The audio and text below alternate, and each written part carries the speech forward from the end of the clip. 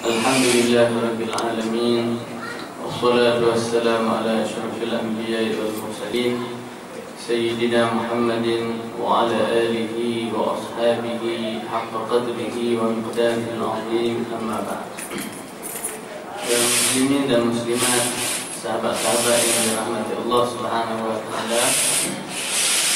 Alhamdulillah, pada malam ini kita dapat sama-sama berkumpul di surau kita ini untuk sama-sama kita ingat memperingati antara satu sama lain sebagai persiapan kita untuk menyambut kehadiran bulan Ramadan yang akan tiba, sama ada esok ataupun lusa, esok dah lagi lah, lusa ataupun Khamis. Jadi esok kita akan tengok anak bulan. Kalau nampak, hari Rabu kita puasa. Kalau tak nampak, hari Rabu kita berterawih. Maknanya malam esok tak terawih lagi, malam lusa kita dah berterawih lagi. Jadi tuan-tuan yang dirahmati Allah, mungkin kita tertanya-tanya apa yang kita nak buat bila kita nak sambut bulan Ramadan. Dan ada juga orang yang dia tak pernah tanya apa. Dia datang-datanglah, tak datang, tak ada kan?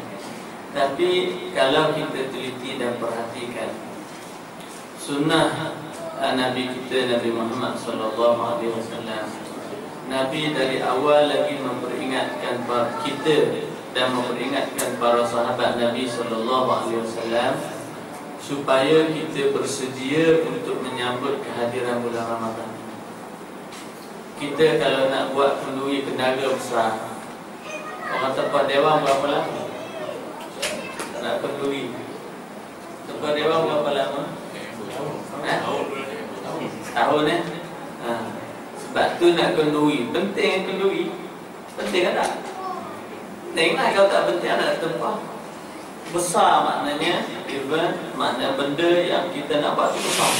Maka kita membuat persiapan, persediaan nak sambut majlis tersebut dengan perancangan, dengan persediaan setahun lebih awal tempoh dewan. Kemudian perancangan keuangan, perancangan jemputan, menu, macam-macam, semua kita atur dengan teliti kerana majlis yang kita nak buat itu besar, kan? Dan bulan Ramadan ini kalau kita tengok, bulan yang sangat besar bagi orang Islam, bulan yang sangat mulia bagi orang yang beriman. Nabi SAW memperingatkan kita sebelum Ramadan ini 2 bulan lagi. Masuk je bulan Rajab, Nabi memperingatkan kita dalam sunnah kita berdoa di bulan Rajab. Allahumma barik lana fi Rajab wa Sya'ban wa ballighna Ramadan. Ya Allah, berkatilah kami dalam bulan Rajab, berkatilah kami dalam bulan Sya'ban, dan lanjutkanlah usia kami sehingga kami dapat masuk ke bulan Ramadan. Kita sekarang tinggal 2 hari lagi, ataupun sehari setengah lagi dia nak masuk bulan Ramadan ni. Boleh tak kita masuk bulan Ramadan? Tak pasti lagi, tak pasti lagi. Tapi kita nak masuk bulan Ramadan. Nabi kata mintalah doa kepada Allah, mintalah doa sangat-sangat kepada Allah. Sebab apa? Masuk je bulan Ramadan ini, kita mendapat keampunan daripada kita. Masuk je, tak buat lagi apa-apa, masuk je, mendapat keampunan daripada Allah Subhanahu wa taala. Buat ibadat, dapat keampunan lagi. Buat ibadat, buat. Sebab kerana Nabi SAW menyebut Ramadanun ila Ramadan kafaratun lima bainahuma majtunibatil kabair. Antara bulan Ramadan yang lepas dengan bulan Ramadan yang akan datang 2 hari lagi ini adalah pengampunan terhadap dosa-dosa kita yang lalu, sekiranya kita menjauhi dosa-dosa besar. Maknanya kita jelas dan pasti kita ada salah, kita ada silap, kita ada kurang dalam kehidupan kita yang lepas. Sepanjang 11 bulan yang berlalu selepas Ramadan, daripada Syawal yang lepas sehinggalah masuk Ramadan yang akan tiba sehari setengah lagi ini, kita dapati banyak yang kita lihat perjalanan hidup kita yang terumbang-ambing, sekali naik, sekali menurun, sekali melonjak, sekali merudum. Mana kita melihat ada di sana kekurangan, kita meneliti ada di sana kebincangan, kita menilai ada sahaja di sana lompang-lompang yang perlu kita menginsafi diri kita bahawa kita ini perlu kembali kepada Tuhan. Jadi Nabi SAW peringatkan kepada kita 2 bulan. Bila tiba bulan Ramadan ini, Nabi berucap lagi kepada para sahabat, kita bagus kita buat ni, supaya kita memperingati. Nabi bila tiba bulan Ramadan, Nabi berkhutbah kepada para sahabat macam kita buat. Nabi kata, atakum syahrun azimun karimun mubarak. Nabi kata, telah tiba kepada kamu bulan yang sangat agung, bulan yang sangat mulia, bulan yang sangat diberkati oleh Allah Subhanahu wa taala. Furida fihi musiyam, diwajibkan ke atas kamu padanya itu berpuasa pada siang hari. Wasannantu lakumul qiyam, dan saya sunnahkan kepada kamu itu qiyam pada waktu malam. Kalau kita sembahyang tarawih, sebab itu kita tengok hari ini sembahyang maghrib kosong, sembahyang isya kosong. Tengok Malaysia, semua orang malam, pada lusa maksudnya orang datang masjid surau penuh. Tak muat lah di kanan belakang depan, mungkin nak kena pasal kemah terus mesti belakang. Tak penuh kan, akan penuh melimpah. Kalau surau saya melimpah. Sekarang ni pun maghrib isyak penuh dah, tak ramai dah. Kita sekarang ni pun maghrib isyak tu situ dah, maghrib lah tadi penuh dah. Mana penuh dengan surau kecil kita ni lah. Mana kalau esok nanti penuh lagi lah. Nabi kata, aku sunnahkan kepada kamu qiyam, orang datang untuk menunaikan ibadat, mendirikan salat tarawih, qiyam berjamaah di dalam bulan Ramadan. Orang datang ke masjid beramai-ramai. Nabi kata, rebut kehadiran bulan yang mulia ini untuk kita beribadat kepada Allah Subhanahu wa taala. Jadi kita tengok semua orang datang ke masjid. Kita tak jemput orang datang, sebab orang semua tahu kewajipan dan tanggungjawab macam mana dia sebagai seorang Islam perlu melakukan ibadat puasa dan dituntut melakukan ibadat qiyam. Baik, tuan-tuan yang dirahmati Allah Subhanahu wa taala, mungkin kita perlu memahami sedikit kenapa Allah Subhanahu wa taala mewajibkan kepada kita puasa. Puasa ini termasuk dalam rukun Islam. Rukun ni ada 2, satu rukun Islam, satu rukun iman. Lepas zuhur tadi 2:30 tadi ada seorang masuk Islam di masjid yang datang nak masuk Islam sendiri. Bagus, dekat Ramadan datang nak masuk Islam, nak beriman kepada Allah Subhanahu wa taala. Setelah dia membuat berfikir dan menilai, orang muda lagi tak kahwin, datang nak masuk Islam, dan kita Islam. Jadi kita tengok orang mendapat hidayah itu semua menangis, mendapat hidayah taufik daripada Allah menerima Islam. Kita yang dah ada Islam ni, kadang-kadang kita merasa pelik, sebab apa kita tak berasa berharga dengan Islam. Jadi Jais dia ada prosedur dia sebelum masuk Islam tu, kena cerita rukun iman dan rukun Islam. Kerana kita tahu, tuan-tuan, sebagai seorang Islam, rukun binaan iman dan Islam ini kena ada dalam kerangka tubuh badan kita. Kalau kita buat masjid ni, surau kita ni, dia ada rukun dia kan? Maksudnya ada asas, tunjang, kuat dia. Maksudnya ada dinding dia, ada tiang dia, ada dinding dia, ada bumbung dia. Asal-asal sehingga terbentuknya surau. Jadi kita sebagai seorang Islam ada rukun. Rukun ini teras, kena ada dalam diri kita. Kalau tak ada, maka tak dikenali orang itu sebagai orang mukmin. Kalau tidak lengkap, tidak dikenali orang itu sebagai orang Muslim. Sebab dalam Al-Quran Tuhan sebut sifat-sifat dan ciri-ciri ini. Wal mu'minun wal mu'minat, wal muslimun wal muslimat. Sebut. Disebut sifat-sifat ini, ciri-ciri ini di dalam Al-Quran kepada orang-orang yang memiliki rukun ini. Maksudnya dia memiliki dan dia menghayati rukun. Dan kita dapat tuan-tuan, dalam penghayatan Islam ini, rukun-rukun ini jelas. Syahadah kita dah ada dah, kita waris semayang. Rukun Islam, maknanya orang Islam tidak dapat lagi daripada sembahyang. Dia tidak boleh tinggal sama sekali dalam keadaan apa jua pun, dalam keadaan tetap ataupun dalam keadaan musafir, di laut, di udara, di darat, sembahyang. Itu adalah kewajipan dia.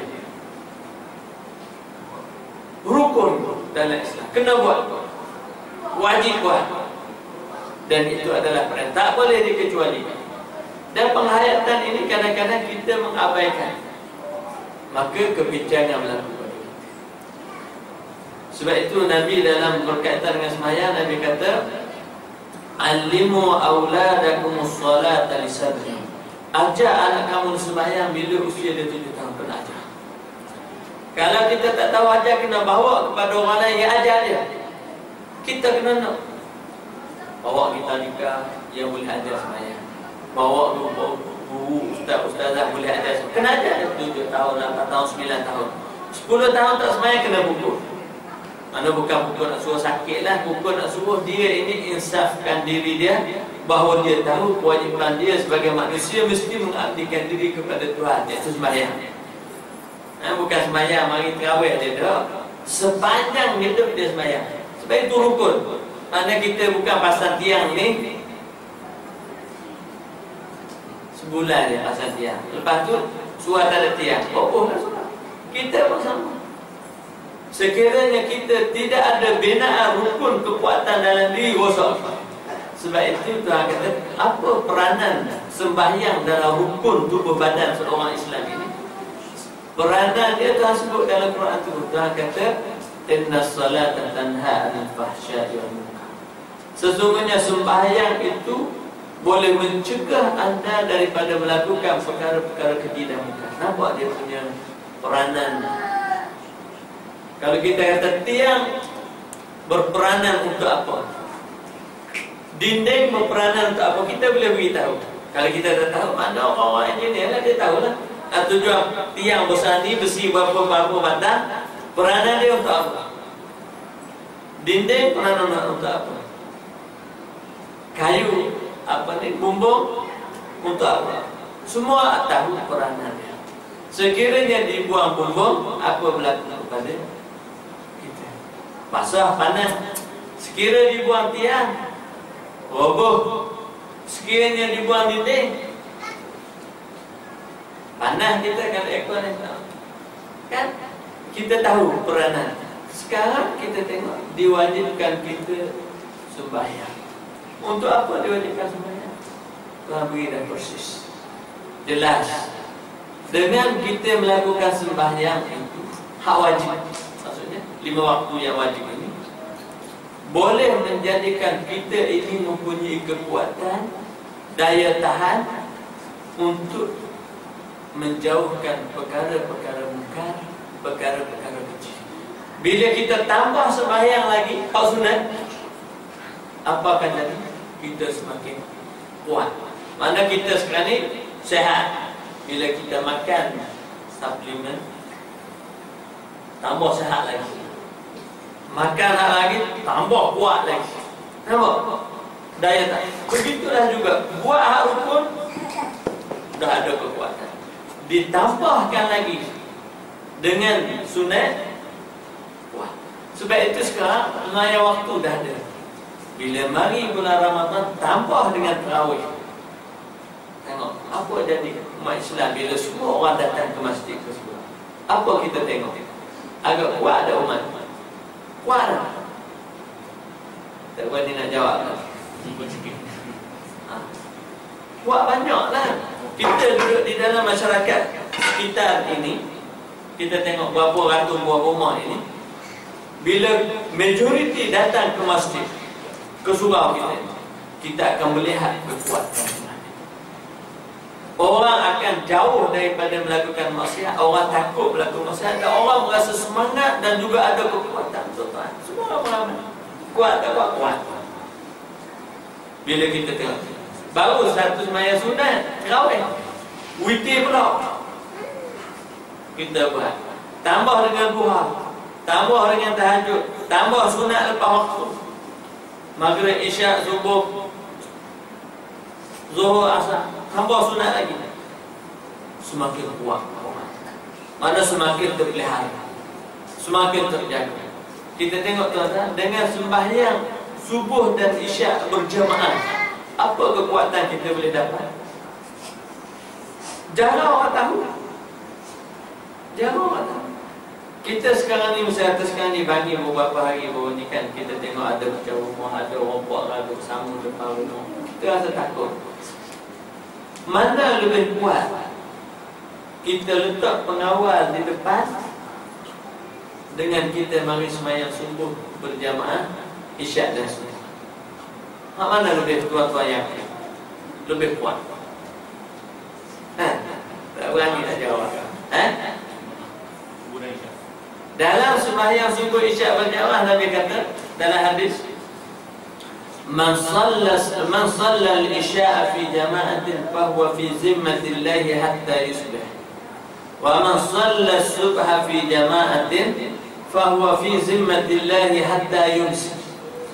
Maknanya orang sembahyang isyak secara berjamaah, dia berada di dalam perlindungan Allah sampai pagi. Kerana isyak malam tu sampai pagi dipelihara. Sesiapa yang sembahyang subuh secara berjamaah, dia akan berada dalam perlindungan Allah sampai petang. Cuba tuan-tuan gambarkan kalau semua orang datang sembahyang berjamaah. Bukankah semua orang dilindungi oleh Allah? Cuma kita yakin tak yakin tak? Faham tak faham? Dan kita menghidupkan berjamaah ini sebenarnya menjadi sebab kerahmatan Allah kepada semua orang. Jangan kita kata nak mari-mari tahu. Wajib kena hidupkan jemaah supaya menjadi sebab dilindungi. Bahawa orang zaman dulu tuan-tuan, diriwayatkan, kata silap saya dalam kitab Fadail Amal pun ada. Kalau baca, kata silap lah saya kenal kitab mana. Disebutkan bahawa di zaman dahulu orang-orang yang tua berada di masjid, berzikir, berdoa kepada orang-orang muda yang keluar mencari rezeki. Dan bila orang muda balik, mereka juga beribadat. Orang hendak pergi bekerja, berdoa kepada Allah kesejahteraan dan kebaikan kepada mereka. Apa akan jadi kuat? Sebab itu rukun.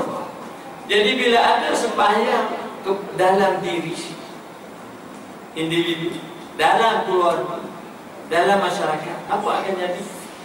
Apa akan jadi? Tentang apa akan jadi? Individu akan kuat.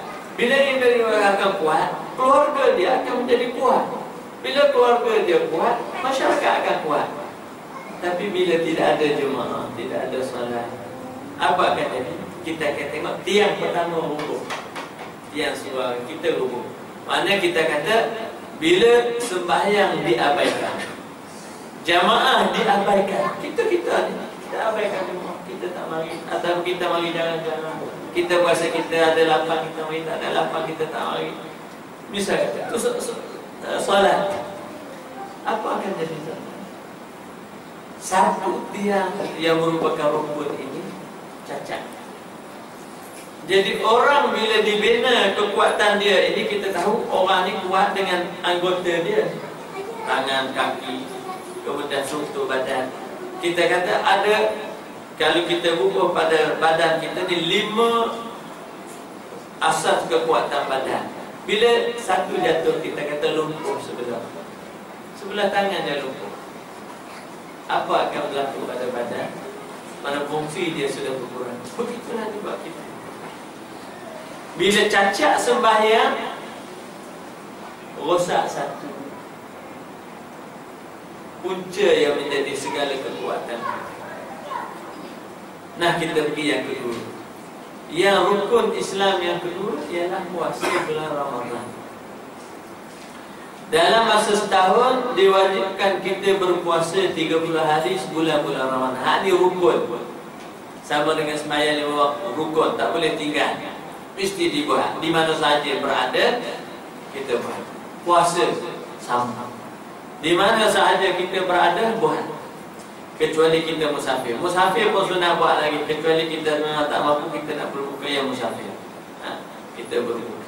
Sekarang puasa ni rukun dalam binaan badan manusia beriman. Tiada puasa rusak badan. Rusak badan.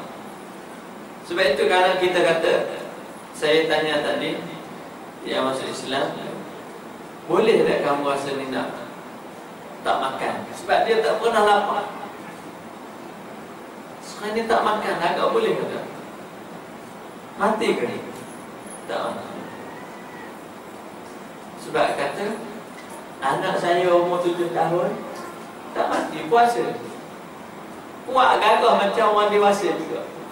Takkan kita dah dewasa tak boleh puasa? Bukan maksud daripada berpuasa ini supaya kita lapar, tak? Tidak ada dalam satu pun nas syarak mengatakan bahawa kita berpuasa ini adalah sebagai salah satu bentuk penyiksaan diri dan juga penganiayaan kepada kita. Macam orang mogok, macam tu menganiaya diri dia, mogok supaya mati kau tak. Islam suruh tahan makan untuk sehari je. Malam makan, agak banyak makan. Dia makan banyak tidur.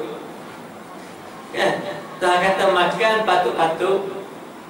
Jadi kita sekarang ni tuan-tuan diwajibkan berpuasa bulan Ramadan 30 hari. Hak wajib kena buat.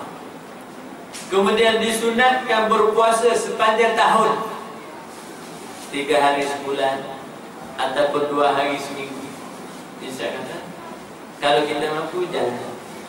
Bila kita buat hak yang sunat ini, maka kita akan semakin kuat. Kuat apa? Kuat keimanan. Tinggi ketakwaan kita kepada Allah bila kita buat. Kalau tak buat hak rukun, mana badan dah kuat dah. Maknanya kita tengok fizikal sempurna. Ditambah semakin lengkap kita tengok hiasannya. Itu salah menambah tambahan. Tapi fizikal kena ada. Kalau tak ada fizikal, kita nak hak wajib tak buat, hak sunat je buat. Mana kita kata nak, kalau nak pasang makeup, nak makeup kat mana, muka tak ada. Nak contoh kat mana? Takkan nak pakai makeup dekat tangan. Tak kenal lah. Jadi sekarang ni kita berpuasa, itu kata rukun. Jadi kenapa diwajibkan kita berpuasa? Tuhan beritahu dalam Quran. Tuhan kata kutiba alaikumus siyamu kama kutiba alal ladzina min qablikum la'allakum tattaqun. Diwajibkan kamu berpuasa sebagaimana diwajibkan kepada umat-umat manusia sebelum daripada kita lagi orang dah puasa dah. Dalam syariat Nabi-Nabi sebelum ini. Tujuan dia bukan untuk lapar, untuk letih, supaya dengan berpuasa kita bertakwa. Kata Tuhan, supaya dengan berpuasa itu kamu menjadi orang yang bertakwa. Apa makna takwa, Tuhan? Takwa bermaksud kita menjauhi daripada melakukan dosa-dosa dan maksiat yang belum pernah kita lakukan. Makna takwa. Taubat maksudnya kita berhenti atau menjauhi daripada melakukan dosa-dosa yang pernah kita lakukan. Mana sebelum ni kita dah buat terlanjur tinggal sembahyang, kita pun bertaubat untuk tidak meninggalkan sembahyang. Itu taubat. Sekarang ni kita daripada dulu lagi tak pernah tinggal sembahyang. Kita bertakwa kepada Allah dengan tidak akan meninggalkan sembahyang pada masa-masa yang akan datang. Itu takwa. Tidak akan buat yang dilarang, tidak akan tinggal yang disuruh, tidak akan menzalimi sesama manusia. Takwa. Jadi Tuhan kata, diwajibkan kepada kamu berpuasa, supaya dengan berpuasa ini akan menjadikan kamu ini orang yang bertakwa kepada Allah. Maknanya dengan kita berpuasa, kalau kita pernah terlanjur, kita berpuasa tak ampun dosa yang lain. Kalau kita tidak melakukan dosa dan terlanjur sebelum ini, dengan berpuasa kita tidak akan melakukan dosa pada masa akan datang. Nampak? Tengok punya puasa. Puasa itu juga kamu. Maka Nabi SAW tentang menjelaskan kepada kita bahawa puasa ini seolah-olahnya pensyariatan puasa yang menjadi rukun iman, rukun Islam ini untuk mengembalikan semula, meletakkan kita orang beriman, orang Islam ini di atas landasan setelah dalam keadaan tertentu kita tergelincir, dalam keadaan tertentu kita terseleweng. Mana dengan kehadiran bulan puasa, bulan Ramadan, dengan kita melakukan ibadat puasa, kita akan meletakkan diri kita di atas landasan ketakwaan kepada Allah. Kerana Allah Subhanahu wa taala mencipta kita ini untuk satu tujuan sahaja. Apa tujuan kita dicipta, tuan-tuan? Apa macam letih dah belakang ni? Tak puasa lagi ni. Tuhan cipta kita ni untuk apa? Berkhidmat kepada Allah, mengabdikan diri kepada Allah dan semua kita tahu belaka kita diciptakan oleh Allah ini terhadap muka bumi untuk apa? Untuk mengabdikan diri. Apa makna mengabdikan diri kepada Allah? Mengabdikan. Kita tak ada hamba abdi, jadi tak faham mengabdi. Berkhidmat. Apa makna? Saya berkhidmat di jabatan kerajaan. Berkhidmat. Apa makna berkhidmat? So kita definisikan semula perkataan-perkataan yang kita, supaya kita faham apa makna berkhidmat. Perkataan berkhidmat ini makna melakukan tugasan tanpa pulangan. Itu khidmat. Kalau kerja, maksudnya kita buat kerja ada imbuhan. Jadi kita ni berkhidmat ke bekerja? Sebab itu dia ubah daripada berkhidmat kepada bekerja. Kan pekerjaan apa? Sebab kita ada gaji. Kalau dia kata berkhidmat, ada gaji. Tak. Berkhidmat kan ada bukit aman. Ada gaji tak? Bukan berkhidmat tu, bekerja. Sebab itu akhir bulan ada gaji. Kalau akhir bulan tak ada gaji, harus berkhidmat. Tuhan kata kepada kita, Tuhan kata, aku ciptakan kamu wahai manusia untuk beribadat kepadaku. Kerja kita ibadatnya. Hari itu kita, bila Tuhan cipta kita dalam muka bumi ni, buat kita besar dah boleh berlari belakang semua ni, kita buat benda. Apa yang kita buat? Sekarang lah kita ni, kita tahu belakang Tuhan cipta kita untuk beribadat. Hari itu kita, lepas kita ada ni, kita buat apa? Kita buat ibadat kan? Kita buat apa? Kita buat apa? Banyak benda yang kita buat tidak masuk dalam ibadat. Ada kata doa, semua ada ibadat belaka. Kerja kita untuk ibadat belaka. Alhamdulillah. Kalau kita niat ibadat belaka, alhamdulillah. Keluar cari rezeki untuk memelihara anak-anak kita, cari yang halal ibadat. Betul? Tapi dalam banyak keadaan kita lalai daripada Allah. Kita sibuk mengejar keseronokan, mengejar kelazatan, mengejar kemewahan, sampai kita tak datang sembahyang ni. Kita sibuk dengan makan minum, tak ada masa untuk berpuasa. Sunat pun tak ada. Maka diwajibkan kita sebulan dalam masa setahun supaya kita menginsafi diri. Sebab itu bila kita tengok tuan-tuan, bila bulan Ramadan, apa yang kita fikir? Semua kita fikir esoklah, mulai esok kita fikir apa? Sekarang kita fikir lain, esok berubah secara total. Fikiran, percakapan, perbuatan 100% ataupun 200% berubah. esok. Apa yang kita fikir esok?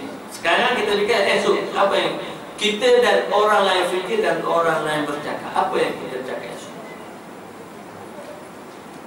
Kita pergi pejabat, kita atas kereta, pergi ke atas kereta, pergi komuter, atas kereta, radio, apa semua orang cakap. Apa orang cakap?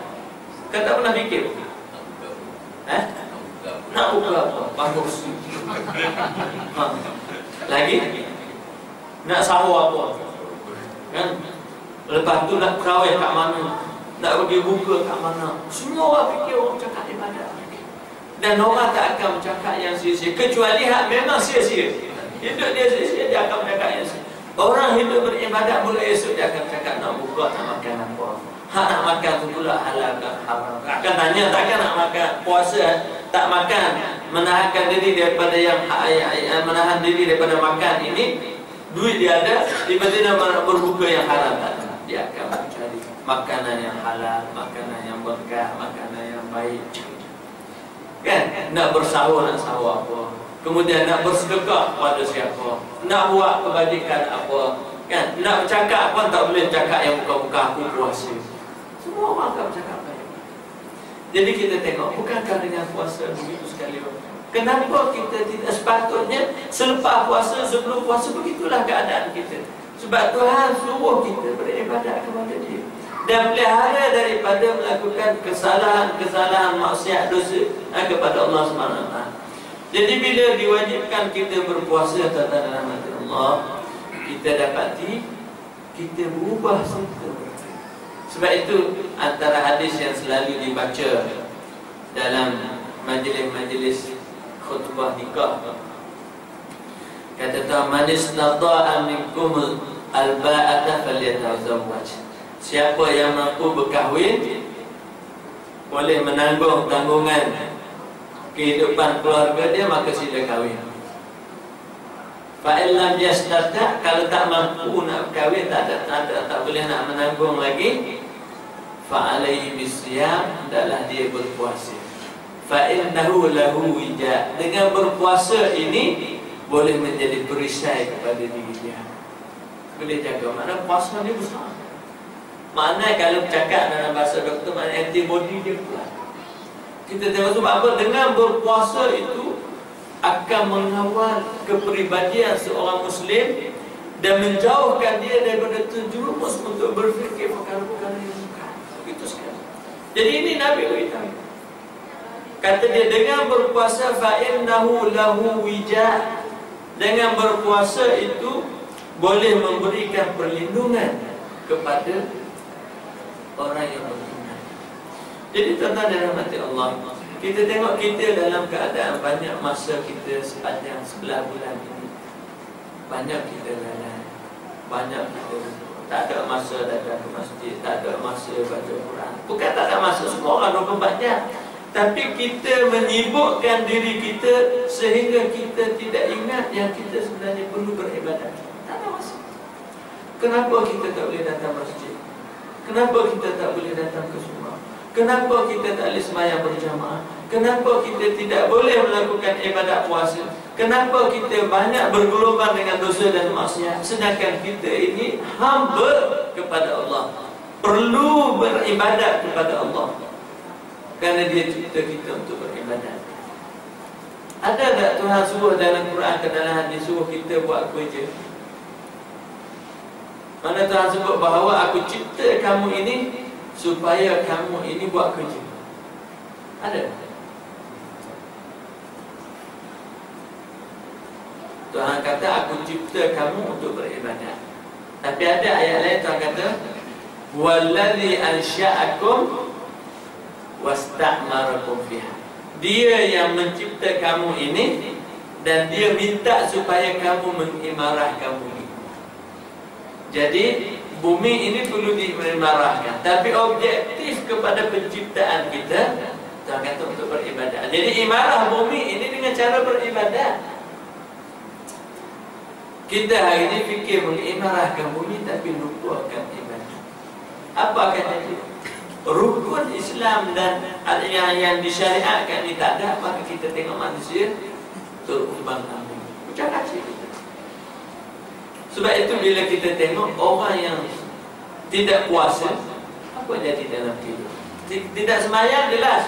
Kalau nak tahu orang tak semayang, tak puasa, pergi tengok, buat temu bual dengan saudara-saudara kita Islam dah, tapi hak yang hidup, orang kata hidup bergelombang dengan macam-macam. Mak Rumpik apa, tapi kakek apa yang dia faham tentang rukun dia, tak ada apa. InsyaAllah kita ada dulu. Nak sampai pukul 9. Boleh tahan? Boleh. Baik tuan-tuan yang dirahmati Allah.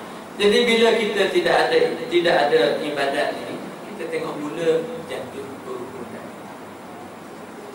Jatuh kita kata tiang-tiang asas dalam binaan individu kita.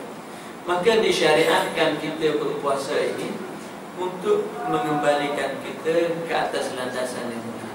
Daripada kita lalai diingatkan. Dalam bulan Ramadan kita tengok orang semua baca Quran.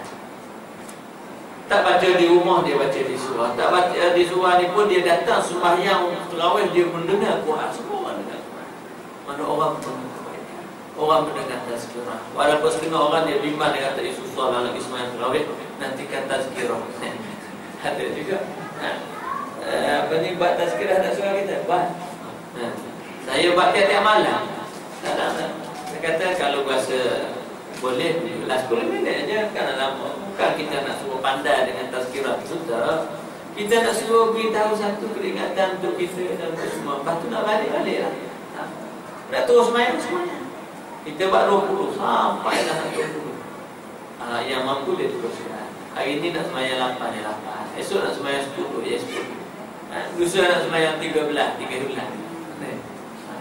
dia datang. Tapi kita ada pilihan. Nak semayang berapa semayang. Hak yang kita jadi masalah, orang tak semayang ni. Bukan masalah semayang 8 ke 12. Salah. Lama lagi orang tak datang semayang. Lama orang tak puasa, macam mana kita nampak? Nak selamatkan umat. Sebab itu yang kita kena menangis, itu yang kita kena risau.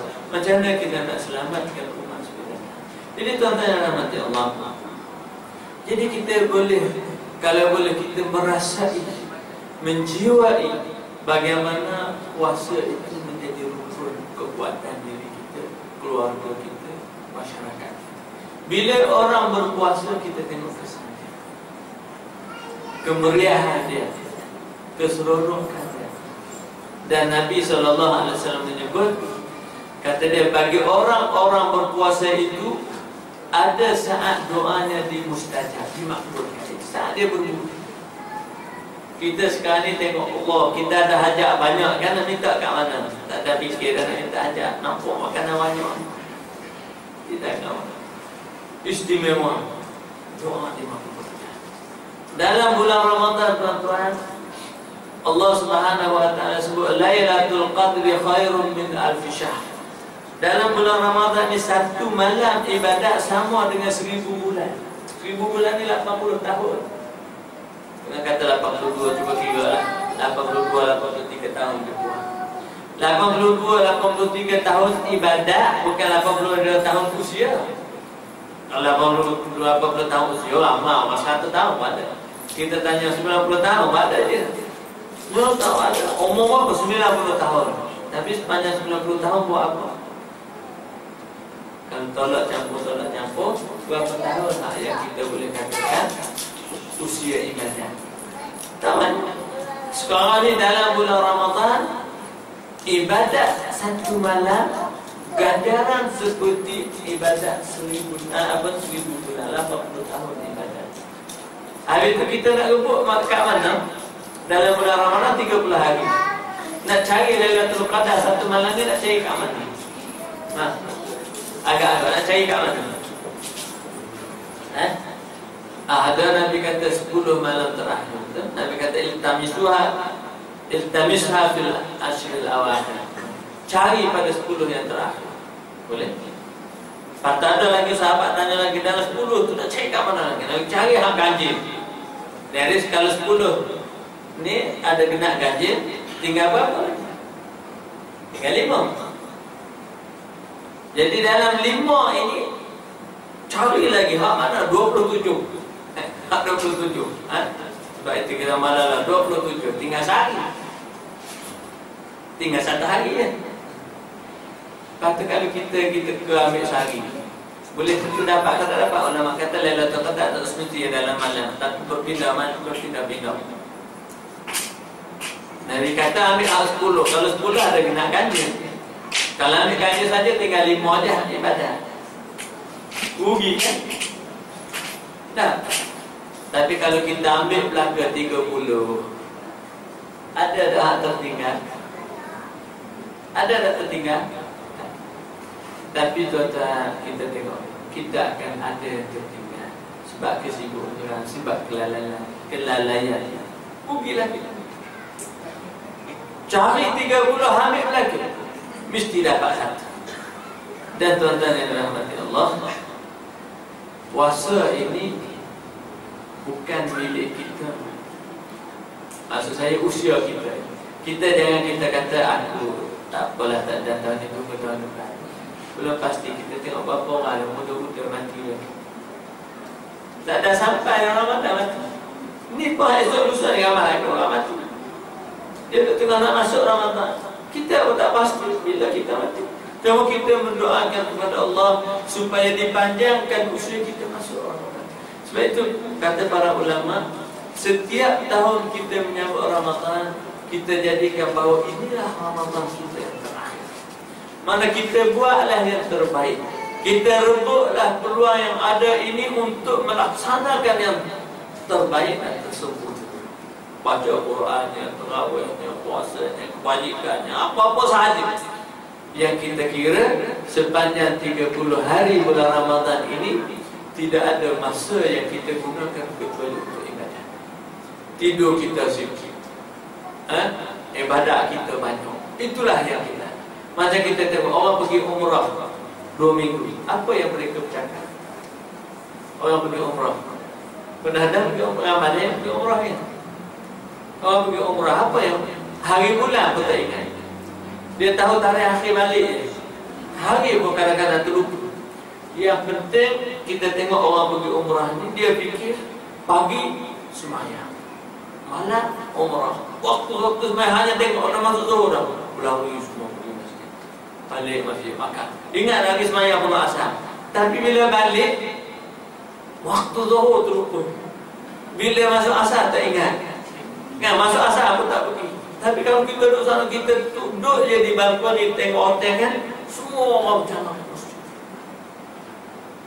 Semua pergi. Orang yang menjual-jual pun letak kayu dia kat situ tu. Kat kita letak kayu ambil barang. Semua kita ada. Semua. Kenapa kita tengok hari ini bila bulan Ramadan? Alhamdulillah, Masya Allah, orang datang. Orang datang. Tapi lepas Ramadan tak ada orang. Patut kita. Mana di sini ada masalah kefahaman dan ada masalah penghayatan. Masalah kefahaman kita tentang puasa dan masalah penghayatan kita tentang kewajiban beribadat kepada Allah Subhanahu Wa Taala. Jadi kalau kita faham bahawa peranan kita satu-satunya di atas dunia ini untuk beribadat, ada rezeki itu hanya begitu. Makan minum kita Tuhan jamin dah. Tuhan jamin. Sebab itu tidak ada makhluk manusia yang hidup di atas muka bumi ini tak ada rezeki dia. Habis rezeki dia pada mati. Sebab itu ajar dengan rezeki ini dia tamat bersama. Tak akan berlaku seorang itu ajar tamat rezeki tak habis. Dia akan habis rezeki dan tamat ajar sekali. Sebab itu kita tengok Allah Subhanahu Wa Taala menyebut dalam fa idza jaa ajaluhum la yasta'khiruna sa'atan wa la yasta'khirun. Bila sampai ajal seseorang itu dia tak akan cepat, tak akan lambat. Habis. Bila sampai ajal rezeki dia pun habis. Tak jadi makna dia mati tiba-tiba datang rezeki lain. Tak. Jadi dengan sebab itu Allah Subhanahu Wa Taala sebut dalam Al-Quran tentang dan kata wa man yattaqillaha yaj'al lahu makhraja wa yarzuqhu min haitsu la yahtasib.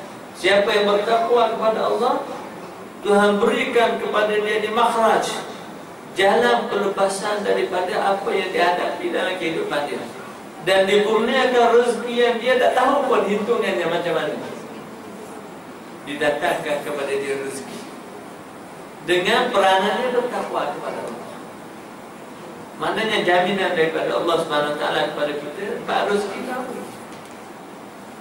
Makan minum akan ada laluan. Cuma kita kena yakin kat Tuhan. Sebab itu bila Tuhan kata dalam bab tawakal, Tuhan kata bertawakallah kamu kepada Allah. Itu kalau kita nak tawakal sahaja, tak kerja boleh makan atau tak boleh makan. Kita kalau bertawakal, kenyang ke lapar? Agak-agak kita bertawakal kepada Allah tentang rezeki kita. Agak-agak kenyang ke lapar? Tak berani juga. Sebab tak yakin. Kita dah berasa kalau tawakal saja, lapar kita. Itu bukan tawakal, itu nama dia bertokar. Orang Kelantan kata tokar. Maknanya belum pasti. Mana merempuh dengan cara memberanikan diri je, tak pasti boleh berjaya atau boleh tak berjaya. Itu orang kata bukan bertawakal. Bertawakal ini maksudnya kita yakin pasti apa yang kita buat itu dengan kita gantungkan kepada Allah. Kalau terjun tingkat 10 pun yakin kepada Allah, terjun tak mati. Terjun tingkat 10 yakin kepada Allah tak mati. Tapi kita berani nak terjun tingkat 10. Naik tingkat 10 terjun ke bawah. Kalau tak yakin terjun. Kalau yakin terjun tak mati. Dia kata isu tak. Terjun tingkat 10 tak mati.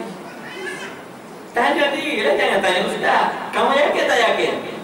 Kalau yakin terjun. Tak ada apa nak terjun, memang takut mati. Sebab itu bila orang yang kata yakin tawakal kepada Allah, lalu ke atas lautan, ke atas air, tak tenggelam. Kan tak tenggelam. Kita dengar cerita kisah para sahabat Nabi jalan ke atas air, boleh? Yakin. Maryam dia beribadat dalam Al-Quran sebab Sayyidina Maryam beribadat. Tak ada kerja pun, ibadat semuanya. Makanan ada. Zakaria mari tengok. Makanan mari. Dia tanya kepada Maryam, "Ya Maryam nuti apa ni? Ya Maryam anna laki hadza?" Wahai Maryam, macam mana ni kamu ada? Ambil daripada mana ni makanan katanya buah-buahan ada. Dari mana? Siti Maryam tak banyak fikir banyak-banyak dia. Qalat huwa min indillah. Semua ini daripada Allah. Inna Allah yarzuqu man yasha' bighairi hisab. Tuhan memberi rezeki kepada orang yang dia kita apa hisab. Kita duk kira hitung. Nak bagi sedekah RM1 kan RM10. Kalau bagi RM1, yalah tak habis. Kalau bagi RM10, oh habis. Kalau kita pergi kedai bawa anak-anak kita ni, yang kecil-kecil ni, kan? Dia nak mainan. Kita nak beli mainan harga RM10 ada.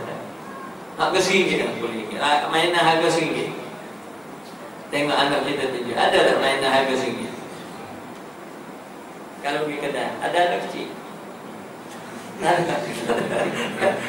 Pergi dia pergi tunjuk kat kedai. Berapa harga mainan tengok? Tak ada RM1 ni. Kita pun belilah RM20, RM30, RM50 kita beli. Balik dia main sekejap. Kadang kalau boleh masuk hari yang kedua, bagus dah. Kalau tidak hari itu juga kosong. RM30 habis. Apa kita rasa? Kita nak bukuh RM30 dalam tabung surau. Dengan RM30 bukan, kita mana rasa manfaat kita? Faedah yang ini rukun. Ini rukun. Jadi bila kita buat sesuatu tuan-tuan, rukun ini betul. Itu rukun sembahyang, rukun Islam sembahyang. Yang kedua rukun Islam puasa. Jadi bila kita ada rukun ini dalam diri kita, kita tahu kita akan jadi manusia. Manusia bertakwa, manusia bertawakal, manusia yang solat. Bawa dia. Jadi penghayatan puasa ini bukan sekadar tak makan. Kalau tak makan, semualah sama atas dunia ni.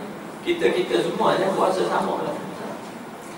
Kalau sama, Tuhan tak jadikan satu pintu dalam syurga ini bagi orang yang berpuasa. Sebab semua orang puasa, sebab dia rukun. Tapi dalam syurga Tuhan kata, inna fil jannati babun yusamma ar-rayyan. Dalam syurga nanti ada satu pintu, nama dia ar-rayyan, yadkhuluha as-shaimun, yang akan dilalui oleh orang berpuasa. Mana yang berpuasa dengan sebenar-benar, dengan makna patuh dan tunduk dengan penuh pengabdian. Sebab itu dalam hadis lain Nabi kata, rubba sha'imin laisa lahu min siyamihi illa al-ju'a wal 'atash. Berapa banyak orang berpuasa, namun tidak ada apa yang didapati daripada puasa dia itu kecuali lapar dan dahaga. Sebab itu nanti lepas puasa kita tengok banyak orang berkata-kata, selepas puasa ini berat badan saya turun 5 kilo, tapi saya tak berubah. Inilah saya, cuma berat badan dia kurang. Apa maknanya? Kerana saya kurang makan, kurang minum. Apa makna? Semua orang kau cakap, lelaki perempuan kau cakap kan, berapa kilo turun kamu puasa? 5 kilo normal, biasa orang akan turun lepas puasa ni 5 kilo. Tak percaya? Tuan-tuan timbang esok berapa kilo. Lepas Ramadan nanti timbang balik berapa kilo turun. Semua orang kata, oh saya berjaya menurunkan berat badan 5 kilo. Seminggu sahaja kita beraya naik 5 kilo. Nak turun 5 kilo sebulan, nak naik 5 kilo seminggu saja. Tak ada, tengoklah timbang. Jadi maknanya maksud puasa itu bukan mengurangkan berat badan. Kesehatan memang sehat orang berpuasa. Nabi semua tak semua. Kamu berpuasa kamu sehat, ya betul. Tapi maksud puasa lebih besar daripada mengurangkan berat badan, tetapi meningkatkan ketakwaan dan pengabdian kita kepada Allah. Daripada kita tengok masa yang kita ada begitu sibuk dengan kehidupan, sehingga kita boleh meruangkan masa malam kita bertarawih, siang kita berpuasa, kita membaca Al-Quran, kita berzikir, kita bersedekah. Semua orang akan berupaya, berusaha begitu, untuk membuat kebajikan dan kebaikan. Dan tidak pelik pun, bukan tempat kita je, tempat lain pun begitu. Sedekah digandakan. Tuan-tuan cuba gambarkan sedekah dalam bulan Ramadan ini. Bukan kata sedekah banyak, sedekah sikit. Beri secawan orang minum air. Bismillahirrahmanirrahim. Secawan orang beri minum air. Seteguk, bukan secawan, seteguk air orang berbuka, dah mendapat pahala yang begitu besar. Nabi kata berikan, memberi seteguk sebiji kurma orang berbuka pun sudah memberi pahala yang besar. Bukan nak kena sedekah beratus-ratus, tapi setiap orang berlumba-lumba buat kebajikan walaupun kecil. Sebab Nabi kata, man fattara sa'iman falahu mislu ajrih. Orang yang memberi orang lain berbuka, maka dia mempunyai pahala yang dia dapat dengan sebab dia beri pahala orang yang berbuka. Jadi orang berbuka berbeza. Orang soleh, orang biasa, orang ahlullah. Kalau yang berbuka itu orang yang baik-baik, dia dapat pahala. Jadi nak beri buka berbuka ini bukan kena buat grand-grand, hebat-hebat. Niat dengan ikhlas dan beri yang terbaik. Okey dah, setakat yang kita ada boleh mendapat pahala yang begitu besar. Lomba-lomba buat kebajikan. Kalau tuan-tuan nak buat masjid UKM tu, insyaAllah kita rasa kita masak untuk minggu sampai 24 Jun ini mungkin untuk 700 ke 1000. Dan kita tengok sebab pelajar ramai. Biasanya kalau waktu pelajar hantar sebelum ni boleh sampai 1000 lebih. Dia orang tak ada rumah, tak ada mak ayah, nak akan kat mana, kita ajar. Dan insyaAllah rezeki banyak akan diberikan. Boleh masuk sampai setiap Ramadan kita sampai 50-60 ribu lagi untuk Ramadan. dan tuan-tuan boleh bersedekah ke masjid, boleh borang hantar ke pejabat saya Ustaz Islam, kita buat jamuan untuk anak-anak muda kita dan penuh lantai bawah, semua orang belum. Alhamdulillah. Jadi yang seterusnya tuan-tuan, zakat. Kenapa kita berzakat? Pak habis duit kita kerja penat-penat bagi ke orang gitu. Tahu kau bagi semua pun sikit je. 2.5 tu sikit. Tujuan apa kita berzakat? Tuhan beritahu. Rukun juga, dia rukun Islam. Tuhan kata khudh min amwalihim shadaqatan tutahhiruhum wa tuzakkihim biha. Kata dia, ambil sebahagian kecil daripada harta yang dihimpunkan itu, dikeluarkan sebagai zakat dengan perintah Allah Subhanahu Wa Taala, niat bertaqarrub kepada Allah. Dengan zakat tersebut dia boleh membersihkan harta yang kita miliki daripada hak-hak yang haram, dan juga membersihkan jiwa raga kita daripada sifat-sifat keji dan mazmumat. Sebab kita tengok tuan-tuan, kita keluar material, tapi yang bersihnya sifat-sifat hati kita. Jadi tuan-tuan dalam hati Allah, kita keluar zakat kalau kita banyak duit, kalau kita cukup nisab. Kalau perniagaan, zakat perniagaan. Kalau simpanan, zakat simpanan, kan?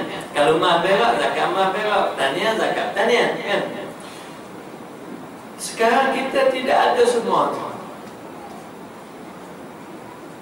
Disunatkan kepada kita memperbanyakkan sedekah, infak fi sabilillah. Dan orang yang suka bersedekah fi sabilillah ini termasuk dalam nama dalam Quran dipanggil orang-orang muhsinin. Sebab itu dalam Quran ini dia sebut sifat-sifat ahli syurga ni banyak. Antaranya mukminin, muslimin, muflihin ataupun muflihun, orang berjaya. Tuan kata orang berjaya. Kita sekarang ni bila sebut ini adalah golongan orang-orang berjaya. Mana apa mana orang berjaya?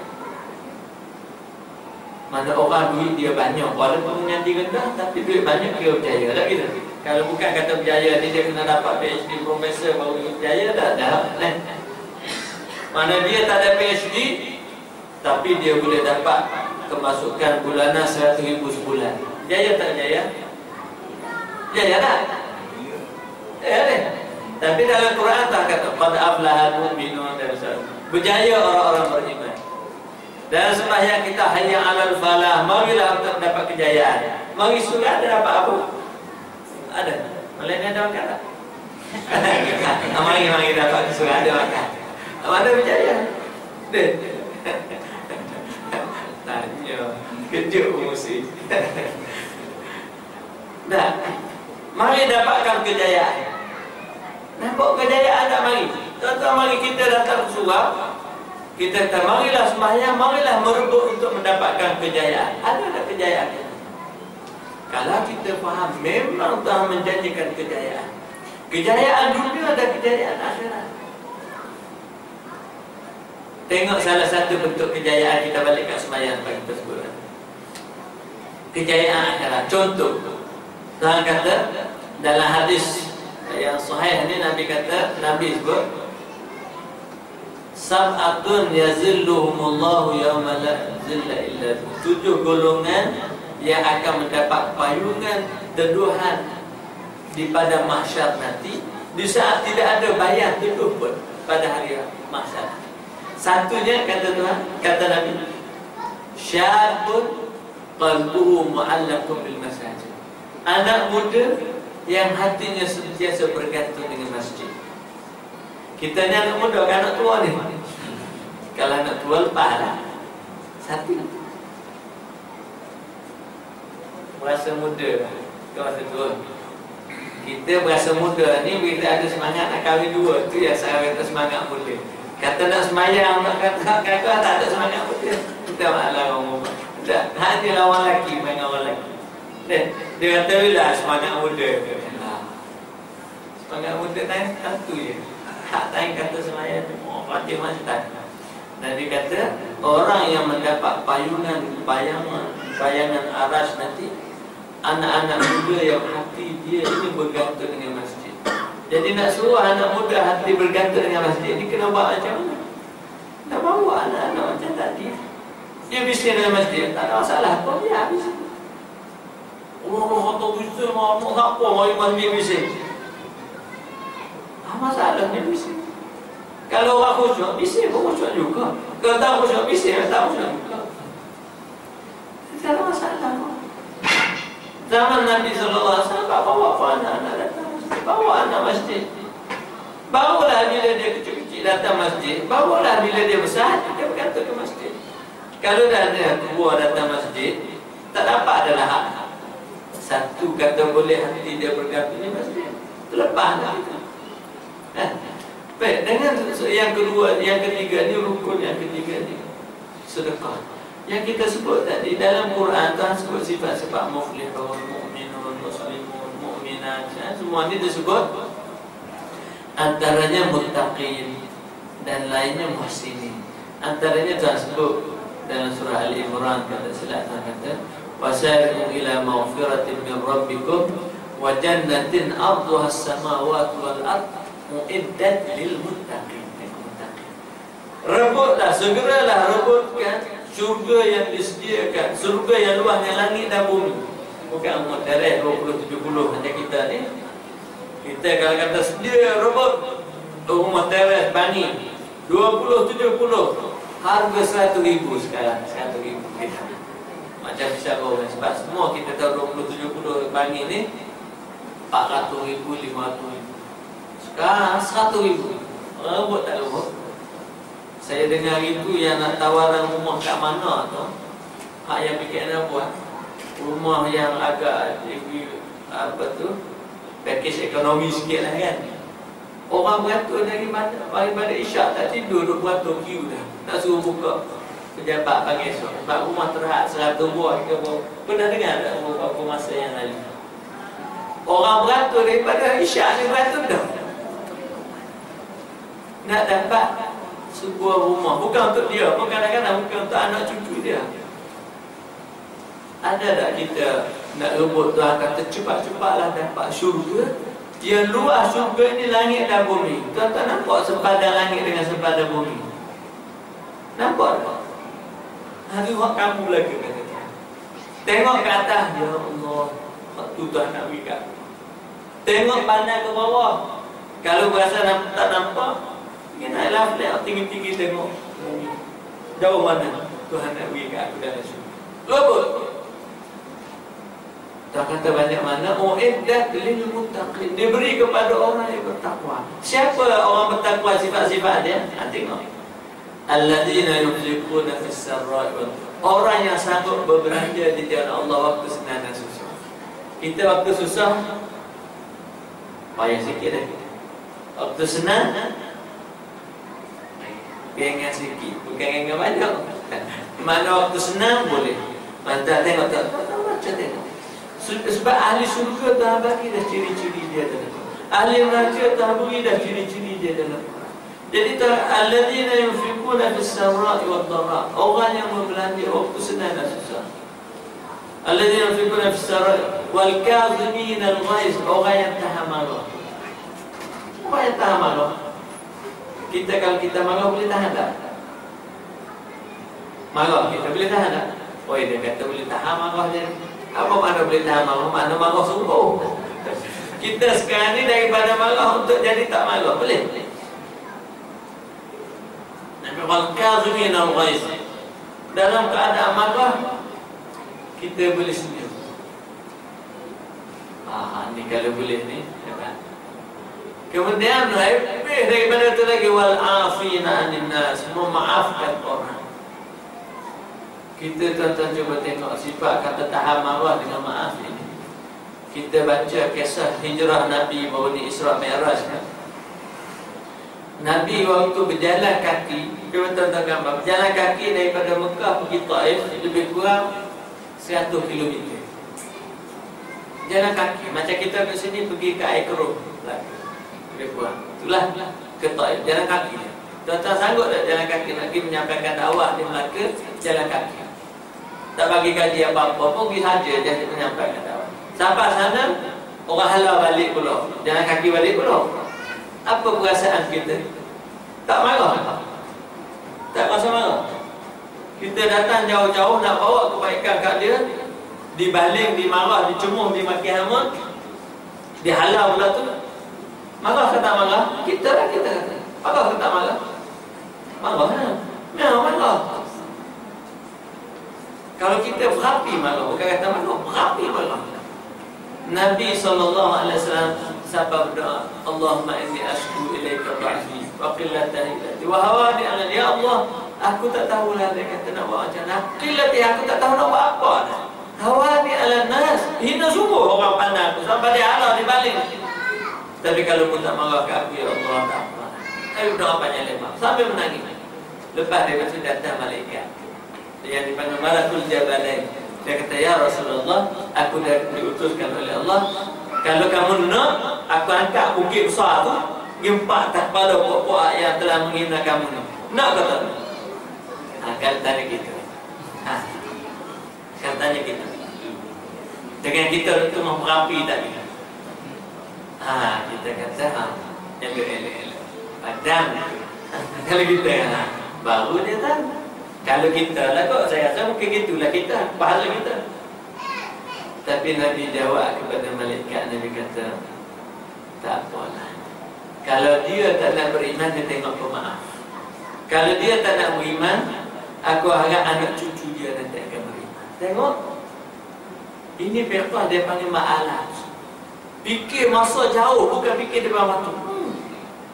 Kalau dia tak nak beriman, tak apalah, anak cucu dia beriman. Dan memang betul bila Nabi berhijrah ke Madinah, orang-orang Taif datang beriman kepada Rasulullah. Semua beriman kepada Nabi. Agak-agak kalau mati dulu, tak ada apa dah. Semua kita pandang apa dia. Tapi mana orang yang masuk Islam, iman tak sampai. Jadi sekarang ini dengan sebab itu terhapus satu generasi, tapi lahir generasi beriman kepada Allah. Maaf. Wal-afina anin nas. Kemudian kata Tuhan, wallahu yuhibbul muhsinin. Tuhan suka kepada orang-orang muhsinin. Dan ada apa dua kan? Muttaqin boleh dengan puasa dapat syurga. Sebab orang puasa ini pahala di syurga. Dan puasa ni pahala di syurga. Sebab itu di dalam bulan puasa ini, setiap hari bulan puasa ini, Tuhan membebaskan orang-orang yang sepatutnya masuk neraka dimasukkan dalam surga. Itu yang disebut di dalam doa-doa ini, Allahumma ja'alna min utaqa'ika fi syahri Ramadan. Ya Allah, jadikanlah kami daripada orang-orang yang dimerdekakan di dalam bulan Ramadan. Apa merdeka? Maksudnya dibebaskan daripada api neraka dan dimasukkan dalam surga. Qila, dikatakan bahawa ini berlaku setiap hari dalam bulan Ramadan. Iaitu bagi mereka yang bertaubat, mengisafi diri, menyedari kehambaan dia kepada Allah, walaupun dosa dia itu orang kata berlautan, tapi keampunan Allah Subhanahu Wa Taala Maha Luas. Dibebaskan daripada api neraka orang yang dengan sebab dosa-dosa dia itu sepatutnya dia masuk neraka. Tapi bila dia bertaubat kembali kepada Allah dalam bulan Ramadan, diampunkan dosa dia, dimasukkan dalam syurga. Itu puasa. Kekuatan puasa yang tak ada siapa pun tahu ganjaran dia, hanya Allah dengan kita. Kita berpuasa kerana Allah, Allah je yang tahu ganjaran. Sebab itu ganjaran puasa ini tidak ada sempadan, hanya Allah. Sama dengan ganjaran sabar, tidak ada sempadan, hanya Allah. Sebab itu dalam Quran kata, innallaha yuwaffas sabiruna ajrahum bighairi hisab. Tuhan berikan ganjaran orang-orang yang sabar ini tanpa hisab. Sebab apa? Sebab tak ada siapa tahu betapa sabarnya kita. Bukan kita kata, aku ni sabar, apalah kamu buat kat aku macam tu, tak apa, aku sabar. Itu bukan sabar, tu dia penakut. Dia tak berani nak lawan, dia kata dia sabar, tu kan sabar. Tapi orang sabar ini maksudnya dia menanggung segala apa yang dia hadapi itu semata-mata untuk mendapat keredaan Allah. Itu makna sabar. Bukan kata kita tak menentang, tak boleh saja menentang. Macam Nabi tak ada sabar dengan apa yang orang buat, orang mati, orang semua sekali. Sabar. semata-mata untuk mendapat keredaan Allah. Kalau dia nak lawan, boleh je. Kan Nabi minta doa kepada Allah supaya dimusnahkan, hancurlah. Macam Nabi Nuh, dia mendoakan kepada Allah, dia kata pokok kafir ni dah tak terpakai dah. Suruh beriman tak nak beriman, ajar tak nak ikut, bimbing tak nak dengar. Habis tu macam mana? Musnah je lah, hancurkanlah dia. Tuhan sebut dalam surah Nuh, Tuhan menceritakan apa yang berlaku kepada mereka itu bila Nabi Nuh dah mengajak mereka 950 tahun ajar, tak beriman. Bukan 90 hari, bukan 90 minit. Ni pengurusi surah kita suruh 90 minit. Mana 1 jam 30 minit. Sanggup dengan hidup 950 hari. Ada tahun berdakwah, tak beriman kepada Allah Subhanahu. Maka Nabi nak kata, Ya Rabbi la tadhar 'ala al-ardi minal kafirin dayyara. Wahai Tuhan, jangan kau biarkan seorang pun hak kafir ni hidup. Innaka in tadharhum yudillu ibadak. Kalau kamu biar seorang pun ni hidup, dia akan menyesatkan hamba-hamba. Wala yalidu illa fajiran kafar. Dan dia ini tidak akan melahirkan spesies anak-anak spesies makhluk lain daripada dia ini, kecuali semuanya akan menjadi kufur dan jahat, durjana. Fajiran mana durjana, kafar mana kufur yang melampau. Fajiran kafar. Maka Tuhan tenggelamkan mereka. Nabi Muhammad boleh pun, kalau nak minta macam Nabi tak boleh. Tapi Nabi sabar. Sebab itu bila Nabi kata tak apalah, kata tak beriman, anak-anak dia, cucu dia Nabi beriman. Nabi kata haqqan, malaikat-malaikat itu kata haqqan, memang benarlah Allah menyifatkan Nabi Muhammad Raufur Rahim, orang yang pengasih dan orang yang penyayang. Mana Nabi kasih dan sayang kepada umat. Kita tak menangis pun kepada Nabi, tak menangis. Macam mana nak menangis? Kita tak pernah ingat pun. Macam mana kita menangiskan kepada ibu bapa kita yang telah mengasihi kita, membesarkan kita. Kita menangis tak kepada mereka? Bukan menangis. Menangis bila? Bila dia mati. Waktu dia hidup tak menangis pun untuk mereka. Masa ada tak ada telefon pun, tak ada cakap, sibuk kita dengan kerja kita. Kadang seminggu tak ada telefon, sebulan tak ada telefon. Bila dia mati, barulah kita menangis. Sebab apa? Sebab apa menangis sekarang? Kenapa? Sebab itu kata ada Syekh Yusuf Makhur kata dia, kalau nak tahu makna lalai itu, di saat dia ada, dia sehat, kita tak pergi, kita tak cakap dengan dia, kita tak firman dia. Bila dia mati meninggalkan kita, baru kita menangis, mengingati dia. Ya Allah, dulu dia. Ada apa? Tak ada apa makna. Sekarang waktu kita sehat, kenapa tidak beribadat kepada Allah? Bila kita mati, baru kita nak kata, Ya Allah, aku nak taat. Tak ada masa. Tak ada masa. Sebab itu orang munafik minta dengan Tuhan supaya dipanjangkan masa bila dia tengok ajal dah tiba. Kata Tuhan, Faiza ja'a ajalum la yas'atu mas'atu.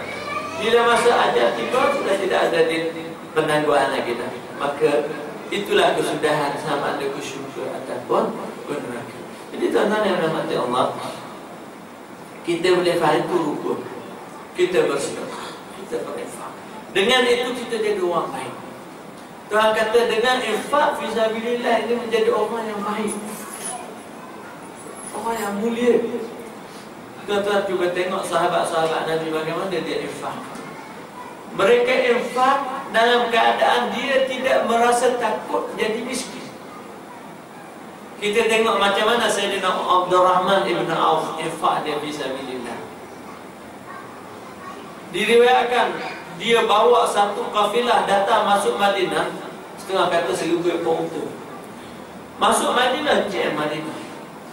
Kita kata kalau masuk kita tak 1,000 lah, 100 buah lori trailer masuk kami. Masuk ke belah sana Syekh Sempujuh, masuk ke Syekh Bangi ni, masuk ke highway 100 buah. Apa jadi Bangi? Jam habis. Macam jam kena banjir gitu dok. Ambil anak sekolah tak balik ke mana, masuk pun ni jam, balik gitu.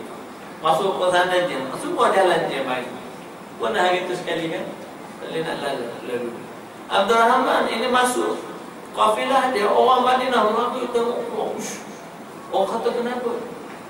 Tak tengok kafilah Abdul Rahman Ibn Auf datang masuk Madinah. Lalu Aisyah tengok orang begitu gairah, begitu tengok ni barangan, bawa barangan dari luar tak jual ke Madinah. Orang belum pergi tengok nak beli apa dan sebagainya. Kata Aisyah, aku bimbang kepada Abdul Rahman, takut dia kagum dengan harta dan sibuk dengan perniagaan dia ini, lupa kepada akhirat.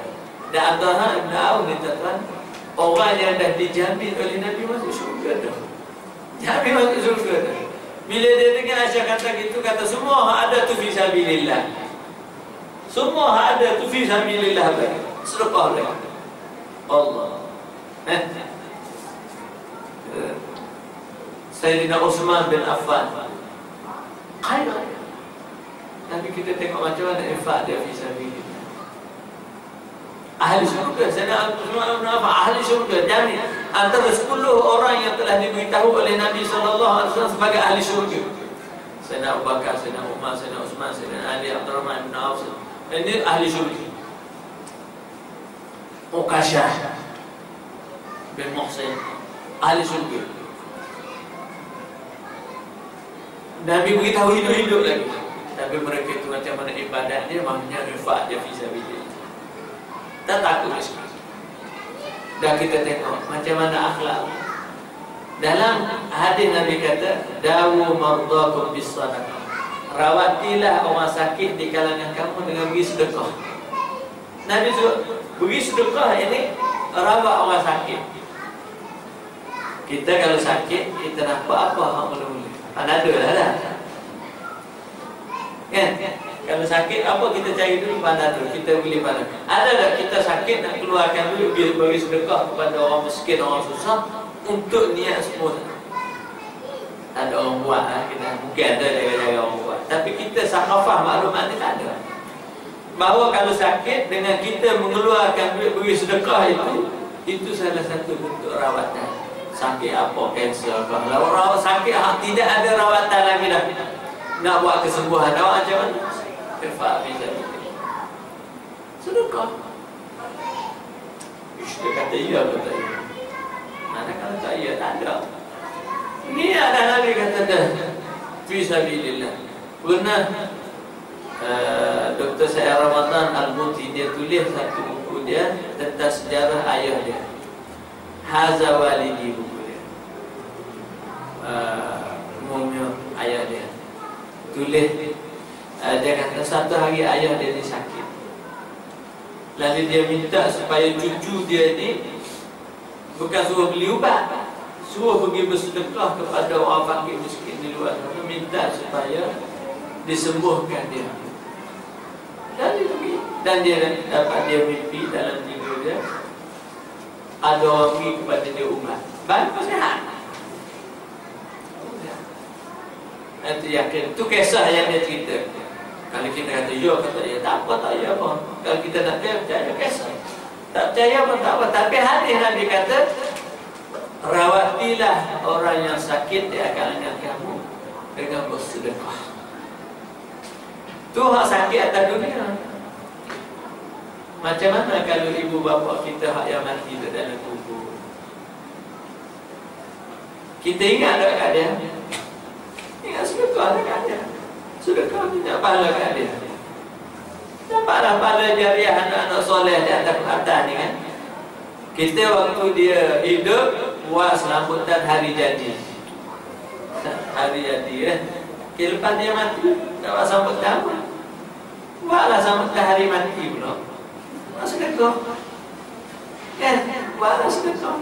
Kita ingat hari jadi, ingat hari mati, tak ingat. Buat sambutan hari mati, buat sedekah, buat jariah. Buat kenduri, buat hantar kat surga. Kita boleh makan. Kita hidup lah makan. Betul lah, suka-suka juga. Betul lah. Mana kita buat. Kalau dulu kan kita waktu dia hidup dia makan. Kalau dia dah meninggal, kita makan dia dapatlah pahala. Barulah ingat kepada orang tua. Itu rukun. Kalau ada dalam diri kita infak fisabilillah dengan zakat itu kuat. Bina masyarakat kuat. Kedudukan umat kuat. Teguh. Tak adalah merokok menyambut. Sekarang ini kita pasal alam, kita bubuh pengawal, pun kena curi. Kan? Kena curi juga. Ada kawan-kawan saya pergi Taman Tun kemarin Ahad. Taman Tun ni kawal umum ni. Umum bukan main hebat. Ada anjing lagi, boleh masuk. Anjing dia bagi tulang tu. Dia bagi tulang, dia tak jaga dah kau kan. Dia makan tulang, boleh tulang kan? Kalau dengan tulang dia alam dia mati kan? Alam dia dah belajar tu mati. Alam masuk, boleh rasa tak ada apa-apa. Jadi kalau Tuhan pelihara, siapa nak masuk? Cuma kita urusan dengan Tuhan. Macam mana hubungan kita? Kita semua lah, bukan kata. Tuan-tuan dan rahmat Allah semua. Yang terakhir untuk kita faham konsep haji. Yang terakhir dalam rukun Islam ni haji. Haji ini kita pergi ke Mekah ni, Allah Subhanahu Wa Taala dah sebut kepada kita tentang kelebihan-kelebihan ibadah haji. Orang pergi haji balik seperti kain putih. Jadi kalau kita tak pergi haji, dengan sebab itu setiap orang Islam akan bercita-cita untuk buat haji. Tapi kalau kita tidak ada kefahaman, duit banyak pun tak ada niat nak pergi haji. Orang yang kita tengok miskin kampung, menabung jual tanah sebab ada bahan. Dan bila pergi haji kita tengok, dengan ibadah haji Tuhan memberikan kerahmatan kepada kita. Dengan ibadah haji Tuhan satukan hati umat manusia. Dengan berhaji kita balik, kita tengok orang kampung, dia kata dia tengok orang tu, dia tengok orang putih, dia tengok orang hitam. Semua iaitu Islam mengabdikan diri kepada Allah. Dengan berhaji kita tengok umat Islam akan disatukan di atas satu ibadat, iaitu bertawaf, bersembahyang di rumah Allah Subhanahu Wa Taala. Jadi dengan itu tuan-tuan dan rahmat Allah, bila lengkapnya rukun-rukun iman yang Islam yang 5 ini, kita akan tengok binaan diri orang Islam itu akan kuat, jati dirinya.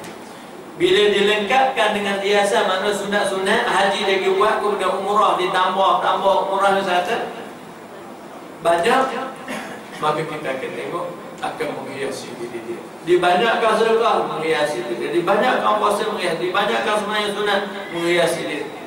Maka kita akan tengok indah dan eloknya orang Islam.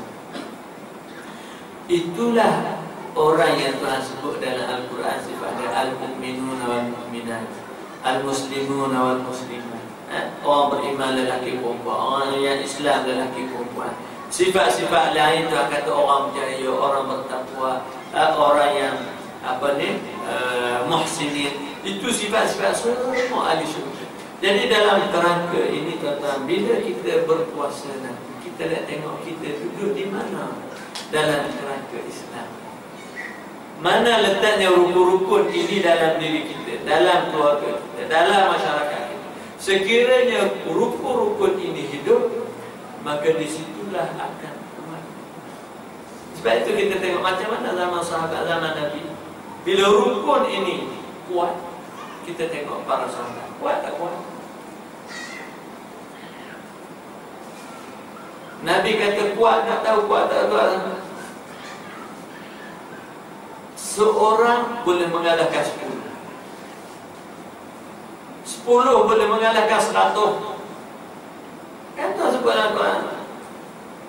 100 boleh mengalahkan iyyakum mi'atu sabiruna yaghlibu mi'atain. Mengalah. Sebab apa? Sebab jati diri. Tapi bila kita tengok umat Islam meninggalkan segala-gala ini, mereka ini lagi daripada mereka. Inilah kekuatan Islam dan juga kelemahan. Jadi dengan sebab itu tuan-tuan dan Allah, tujuan daripada ibadat puasa ini kita perlu faham. Sekiranya kita faham, maka ibadat-ibadat yang kita buat sepanjang kehidupan itu kita akan dapat kesan.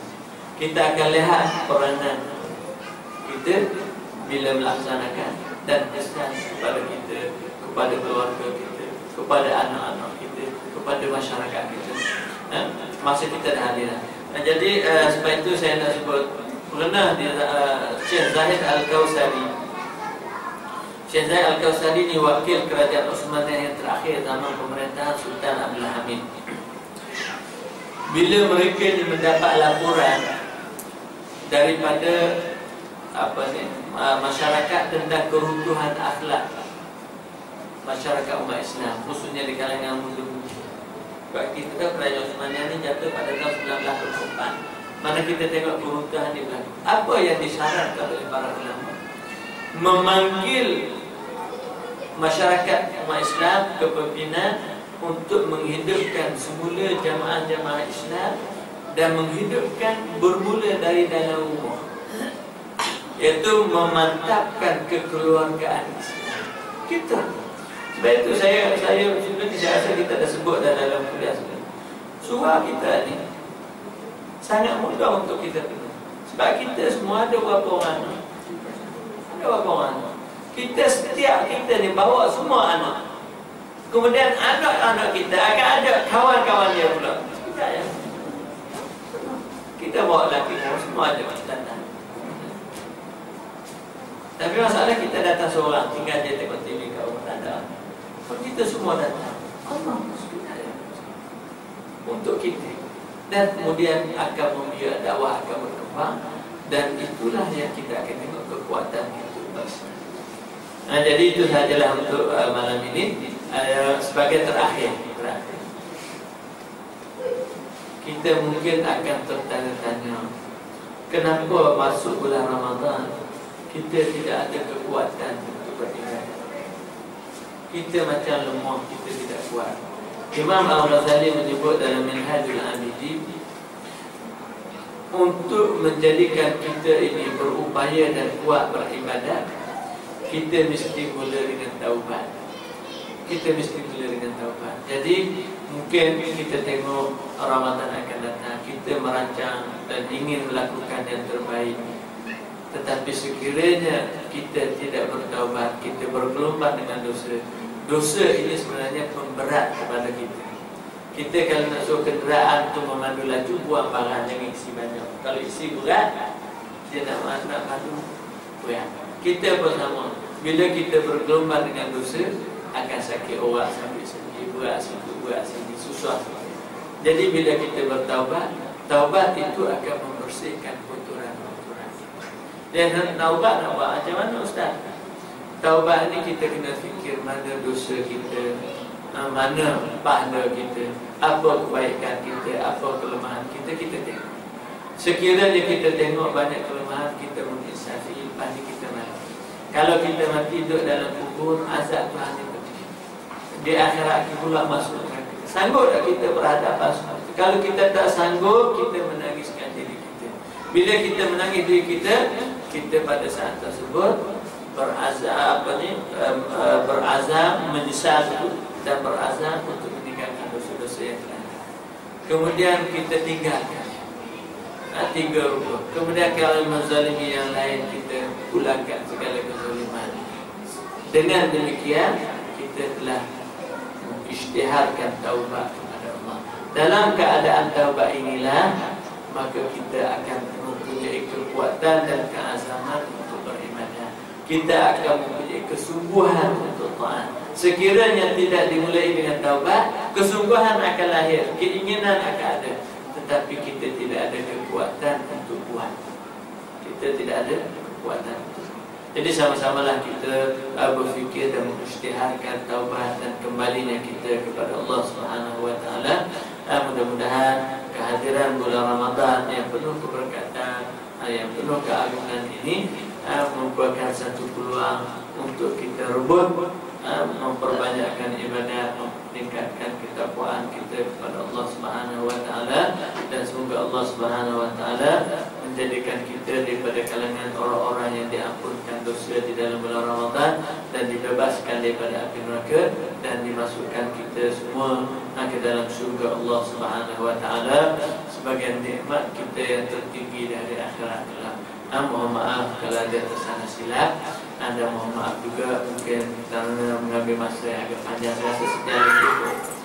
Jadi sebab kita berkuliah ni pun Tadi Samsul rasa dalam tahun 2 kali je kan. Jadi tak apalah, kira itu panjang sikit je, 2 kali setahun kira lah. Jadi mohon maaf kalau terlanjur dan kasar bahasa ataupun tidak dapat memuaskan hati tuan-tuan. Hanya itu sahaja yang ada dan setakat yang kita mampu dalam tazkirah untuk kita ingat memperingati satu sama lain dan untuk kita sama-sama menghayati Islam dengan cara penuh kefahaman dan juga penuh penghayatan setakat yang kita mampu. Mudah-mudahan Allah meredai kita semua dan memanjangkan usia kita sehingga dapat kita berpuasa dan melakukan ibadat di dalam bulan Ramadan yang akan tiba beberapa detik sahaja lagi insya-Allah. Nasallallahu subhanahu wa ta'ala an yaj'alana minal ladzina yastami'una al-qawla wa yattabi'una ahsana. Allahumma anfa'na bima 'allamtana wa 'allimna ma yanfa'una wa zidna ilman nafi'an ya arhamar rahimin. Wa sallallahu ala sayyidina Muhammad wa ala alihi wa sahbihi ajma'in. Walhamdulillahi rabbil alamin. Wassalamu alaikum warahmatullahi wabarakatuh.